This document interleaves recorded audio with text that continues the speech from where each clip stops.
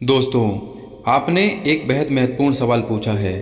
हालांकि हम सभी साहसी लोगों के जीवन की ऐतिहासिक और पौराणिक गाथाओं से परिचित है, लेकिन ऐसा लगता है कि वास्तविक जीवन में ज़्यादा लोग साहस के साथ कोई कदम नहीं उठा पाते, साहस के साथ नहीं जी पाते। मैं इस कमजोरी को हमारे यहाँ व्याप्त सभी सामाजिक बुराइयों की जड़ मानता हूँ। लिंग भेद, सामाजिक असमानता, आय में अवांछनीय अंतर, कार्य कुशलता और कर्तव्य परायणता की कमी इतनी ज़्यादा देखने को मिलती है, फिर भी लोग इन बुराइयों के खिलाफ खड़े नहीं होते।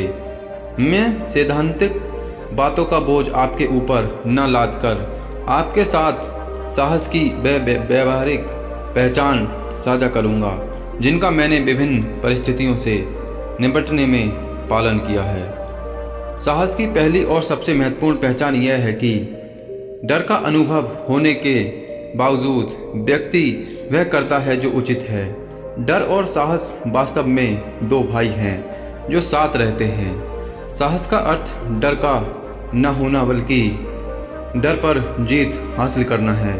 बहादुर वह नहीं होता जो डर से डर जाए, बल्कि वह होता है जो उस डर पर जीत दर्ज करता है। कोई भी ऐसा प्राणी नहीं है जो खतरे से सामना होने पर डरता ना हो। सच्चा साहस इसमें है कि डर लगने पर भी खतरे का सामना किया जाए। आतंकित होते हुए भी आगे बढ़कर जो करना चाहिए वह कर डालना ही साहस है। जिसे डर ही नहीं लगता वह मूर्ख है, और जो डर को खुद पर हावी होने जाने देता है वह निसंदेह कायर है। साहस का अर्थ है वह करना जो करने से आपको डर लगता है। अगर आप डरे नहीं हैं तो फिर साहस का सवाल ही नहीं पैदा होता। प्रतिक्रिया करने के बजाय हमारे पास कुछ कर डालने का साहस होना चाहिए। बचपन से ही मैंने मन में हवा में उड़ान करने का सपना पाल रखा था। इसी वजह से मैंने एरोनॉटिकल इंजीनियरिंग पढ़ी। अपना कोर्स ख़त्म करने के बाद मैंने वायुसेना में शॉर्ट सर्विस कमीशन के लिए आवेदन किया ताकि मैं अपना सपना पूरा कर सकूं, लेकिन इंटरव्यू में मैं कामयाब नहीं हो सका। एक पल में वर्षों का संयोग हुआ सपना चकनाचूर हो गया, जैसे किसी ने कांच की खिड़की पर पत्थर मार दिया हो। सपना टूटने के बाद हिमालय में ऋषिकेश तक मैंने पैदल यात्रा की और जो कुछ हुआ उसे स्वीकार करने की कोशिश करने लगा। बाद में मैंने मेंटेनेंस इंजीनियर के तौर पर हिंदुस्तान एरोनॉटिक्स लिमिटेड में नौकरी की। हम में से कई लोग जिन चीज़ों की उम्मीदें संजोते हैं, जब वे नहीं मिल पाती, चाहे वह कोई रिश्ता हो या नौकरी, तो वह जिंदगी से हार मान लेते हैं। जिसे हम पूरी शिद्दत से चाहते हों, जिसे हमने लगातार चाहा हो, उसके न मिलने पर भी जिंदगी में आगे बढ़ने जाना ही साहस है। साहस की दूसरी पहचान है अपने दिल की सुनना। हमारी सृजनशीलता के पीछे होता है हमारा जुनून, जो कि हमें सामान्य से आगे बढ़कर कुछ करने की प्रेरित करता है। जब आप अपने दिल और अंतर्दृष्टि के मुताबिक चलते हैं तो आप महसूस करते हैं कि आपको पहले से ही पता है कि आप वाकई में क्या बनना चाहते हैं। बाकी सब बातें इसके बाद आती हैं। जोखिम उठाकर काम करने का फैसला करके कभी कभी आपको कुछ देर के लिए ऐसा महसूस हो सकता है कि आपके पांव तले से ज़मीन निकल गई हो, लेकिन जोखिम न उठाने पर आपके सामने खुद अपना ही वजूद खोने का खतरा हो सकता है। 2006 में राष्ट्रपति पद पर रहते हुए मैंने लाभ के पद से संबंधित बिल पर हस्ताक्षर करने से पूर्व 18 दिनों तक अपने पास रोके रखा। नेताओं के निजी हित मुझे स्वीकार नहीं थे। मेरे पास विकल्प थे कि या तो मैं इस बिल को एक बार रोक दूं और बाद में अपने हस्ताक्षर कर दूं, या लंबे समय तक टाल दूं, या अपने पद से इस्तीफा देकर राजनीतिक अस्थिरता पैदा कर दूं, जो मैं नहीं चाहता था। काफ़ी आत्मचिंतन करने के बाद मैंने बिल संसद में दोबारा विचार विमर्श के लिए लौटा दिया। जब एक संयुक्त संसदीय समिति बनाई गई है जो कि लाभ के पद बिल के सारे पहलुओं को मेरे सुझावों के अनुरूप लागू करेगी, तब मैंने बिल पर हस्ताक्षर कर दिए। मैंने यह महसूस किया कि अगर लोकसभा में बहुमत वाली पार्टी कोई ऐसा कानून लाना चाहे जो संविधान के विरुद्ध जाता है पर उनके निजी हित में हो, तो राष्ट्रपति के लिए अपनी जिम्मेदारी का निर्वाह करना कठिन हो जाता है। यह महसूस करते हुए मैंने निश्चय किया कि मैं राष्ट्रपति पद के दूसरे कार्यालय की स्वीकार नहीं करूंगा और इसके बजाय डेवलप्ड इंडिया विजन 2020 के लिए लोगों, खासकर युवाओं के मन में उत्साह भरने में अपना समय लगाऊंगा। बाकी की सारी जिंदगी जानबूझकर अनजान बने रहने के मीठे दर्द को झेलने के मुकाबले खुद को जानने की गहरी टीस बर्दाश्त करने के लिए हिम्मत चाहिए। साहस की तीसरी पहचान है मुश्किलों का सामना होने पर भी जुटे रहना।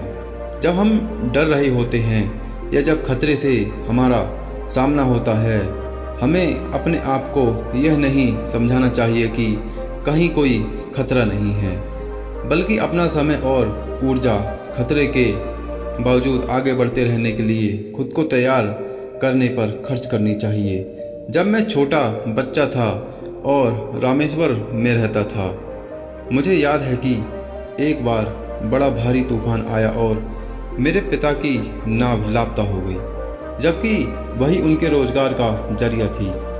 नाव सवारियों को ले जाने के काम आती थी और उसके बिना मेरे पिता के पास पैसे कमाकर हमारे बड़े से कुनबे का खर्च निकालने का और कोई जरिया नहीं था।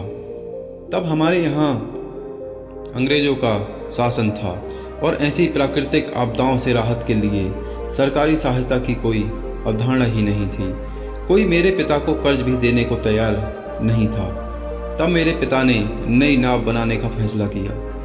दिन पर दिन उन्हें मेहनत के साथ जुटकर नई नाव बनाते देखकर मैंने जाना कि मुसीबत के आगे झुके बिना अगर हम बेखौफ होकर उनके बीच से रास्ता बनाने का फैसला कर लें तो तमाम रुकावटें खुद ब खुद गायब हो जाती हैं। मैंने अपने पिता से सीखा कि साहस जीत का सिंहनाद नहीं है, बल्कि वह धीमी सी आवाज़ है जो कहती है कि कल मैं फिर कोशिश करूँगा। अगर ऐसा विचार आता कि छोड़े नाव को, टूटी नाव की लकड़ी बेचकर कुछ और करते हैं, पर उन्होंने ऐसा नहीं किया।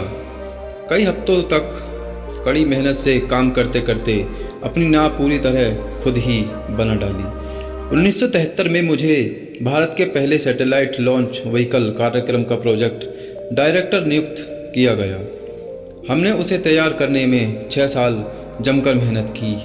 10 अगस्त 1979 को जब उसे प्रक्षेपित किया गया, तब उपग्रह को उसकी कक्षा में भेजने के बजाय रॉकेट बंगाल की खाड़ी में गिर गया।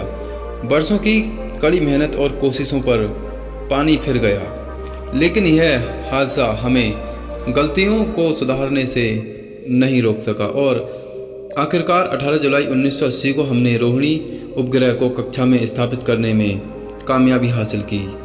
क्षणिक असफलताओं को उन पत्थरों की तरह समझना चाहिए जिन पर जमाते हुए संभल कर आगे का रास्ता तय किया जाता है, पर उन्हें ऐसी दुरूह बाधा नहीं समझ लेना चाहिए कि उनकी वजह से लक्ष्य ही बदल जाए। जो सही है उसका साथ नहीं छोड़ना चाहिए। सबसे बड़े नायक वे होते हैं जो अपनी जान की परवाह न करते हुए उसी बात का साथ देते हैं जो उन्हें ठीक लगती है। ऐसा निस्वार्थ साहस अपने आप में किसी जीत से कम नहीं है। 1960 के दशक में मैं तिरुवनंतपुरम के space science and technology centre में रॉकेट इंजीनियर के तौर पर काम कर रहा था, जिसे वह विक्रम साराभाई स्पेस सेंटर के नाम से जाना जाता। हम अनुसंधान के लिए 150 किलोमीटर की ऊंचाई तक जाने वाले साउंडिंग रॉकेट में ईंधन के तौर पर इस्तेमाल के लिए सोडियम की वाष्प के साथ प्रयोग कर रहे थे। ईंधन के तौर पर रॉकेट मिलीमीटर के व्यास वाले 500 मिलीमीटर लंबे स्टील के चैम्बर में सोडियम और थर्माइट की एक के बाद एक परतें लगाकर तैयार किया जाता है। हर एक परत लगाने के बाद उसे 500 टन के हाइड्रोलिक प्रेस से दबाया जाता है। हमने ऐसे करीब 10 सोडियम पोलेट तैयार किए। साउंडिंग रॉकेट के जरिए वायुमंडल में हवाओं की स्थिति का पता लगाने के लिए इनका प्रक्षेपण किया जाना था। 60 किलोमीटर की ऊंचाई पर इससे निकलने वाले सोडियम की वाष्प की पड़ताल करने पर इसका पता चलता है।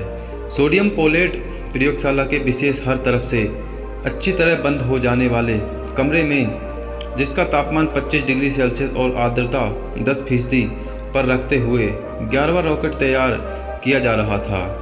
जब पेलोड बनाने की प्रक्रिया शुरू हुई और आधा चैम्बर भरा जा चुका था, तभी कुछ सेकंड के लिए बिजली चली गई और कुछ ही पलों में वैकल्पिक व्यवस्था के तहत तैयार रखा गया।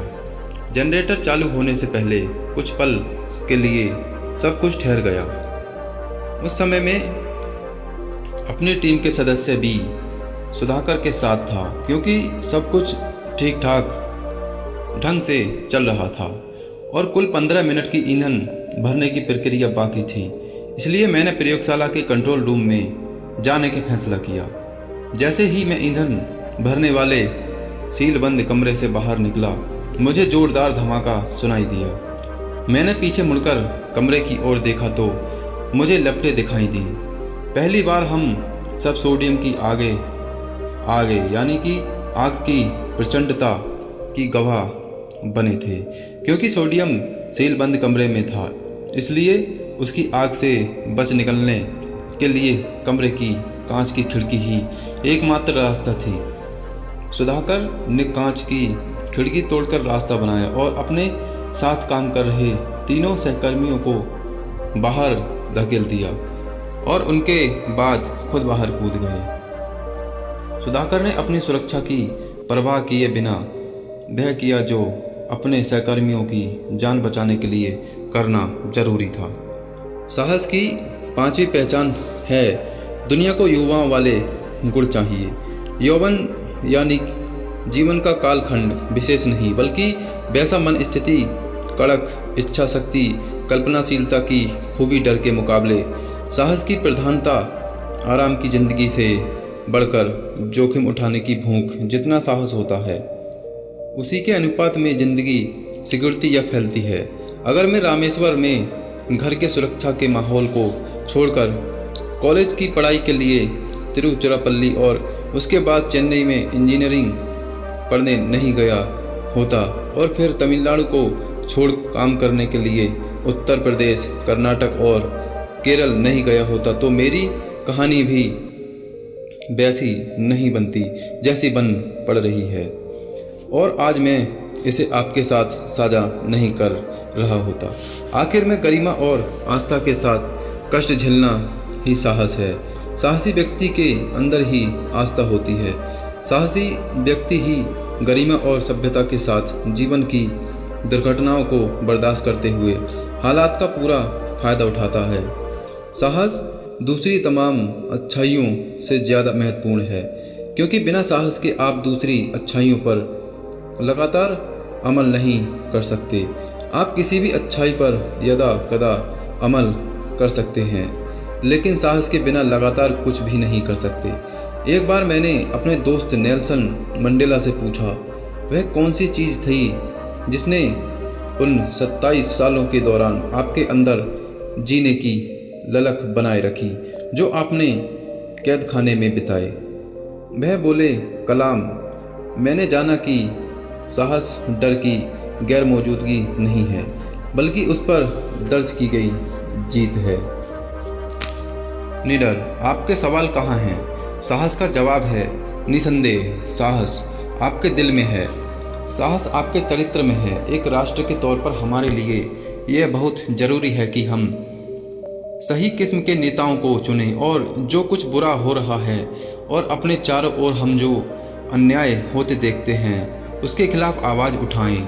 अपनी पुस्तक स्क्वेयरिंग द सर्कल में मैंने कार्ल जंग की कही बात का उल्लेख किया है। आपका नज़रिया तभी साफ हो सकता है जब आप अपने दिल में झांक कर देखेंगे। जो बाहर देखता है उसे सपने मिलते हैं और जो भीतर झांकता है वह जाग जाता है।